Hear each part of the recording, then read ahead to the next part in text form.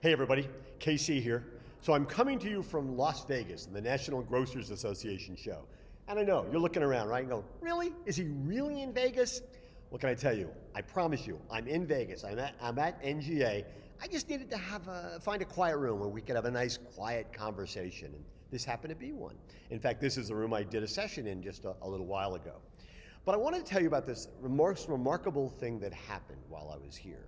So I had the opportunity to moderate a conversation, and the title of the session was The Innovation Imperative and the Role of Uncommon Partnerships. And frankly, I was anticipating sort of an academic discussion of how independent retailers especially can avail themselves of different and unusual, unorthodox, uncommon partnerships that can help them drive innovation forward in their companies and be more competitive in a very tough marketplace. And I had on my panel Vic Gatto, and Vic is the founder and CEO of Jumpstart Health. And you may remember Vic because he and Patrick Spear and I did a Zoom conversation a number of weeks ago talking about his goal, which is to find unusual alliances built around the healthcare field. And we had Arthur Ackles. Arthur is the senior vice president up at Roach Brothers, and our old friend Tom Furphy, right, who does the innovation conversation with me on Morning Newsbeat, Consumer Equity Partners CEO, also the CEO of Replenium, which is all about automatic replenishment systems for retailers, similar to Subscribe and Save.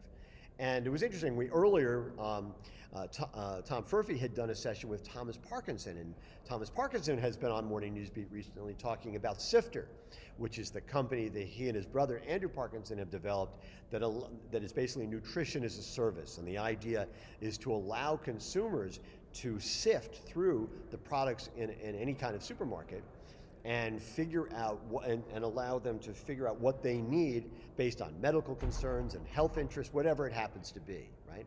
And that's sort of what Sifter does. And as we're having this sort of academic discussion about uncommon partnerships, suddenly a business plan just sort of came out of the blue. And suddenly we had one, because Vic Gatto said something really, really interesting. I think he said it on Morning Newsbeat earlier, but I want to reiterate it, that the biggest concern that hospitals have when they send people home after surgery is, number one, do they have a ride home? But the second biggest one they have is, are people going to eat right when they get home? Are they going to do that? And they're looking for ways to make that happen. And one of the things that Vic would like to do is create systems using his company sort of as the glue to develop partnerships that can help hospitals get people to eat right when they get home. Well, go figure. We have Arthur on the stage, and Arthur's a retailer. Boston's got a few hospitals. And, they could actually, because they've got e-commerce, they've got click and collect, they've got delivery, they could actually provide those foods. And then you've got Tom Furphy, and Tom Furphy's got Replenium, and Replenium could actually allow a person to put the foods that they want to have or need to have on a regular subscription basis and get it as when they need it without having to reorder it. And then you've got Thomas Parkinson, and Thomas Parkinson has Sifter. And what does Sifter allow you to do? It allows you to order by sifting out the stuff that you don't need or can't have for whatever reason, and focus on the products that you do need, do want, for whatever the reasons happen to be. And right there you have a business plan. And you have a way for independents especially to take advantage of a specific need. People come home from the hospital, they got to eat right.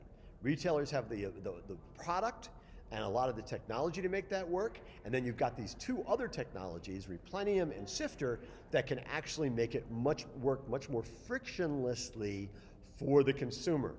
It really makes an awful lot of sense, and it was this great moment, right? This great moment when we're sitting there and a business plan became evident. So this is the thing that I think that NGA did a really good job of, especially working with Retail Tomorrow, is to figure out how tomorrow can be profitable for independents, how they can develop sustainable relationships with their customers, and embrace these opportunities that a lot of bigger companies may not have their eye on at the moment. It was interesting. I was doing another session, and Scott Moses was there, and Scott was talking about a lot of the different innovations and things that retailers need to do to build a moat around their businesses. But here's the important thing to remember.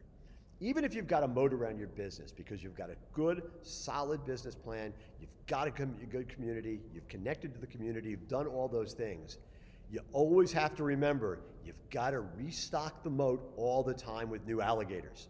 Because if you don't restock with new alligators all the time, eventually the other ones are going to die, they're going to get eaten, whatever it happens to be. You've always got to put new alligators in the moat.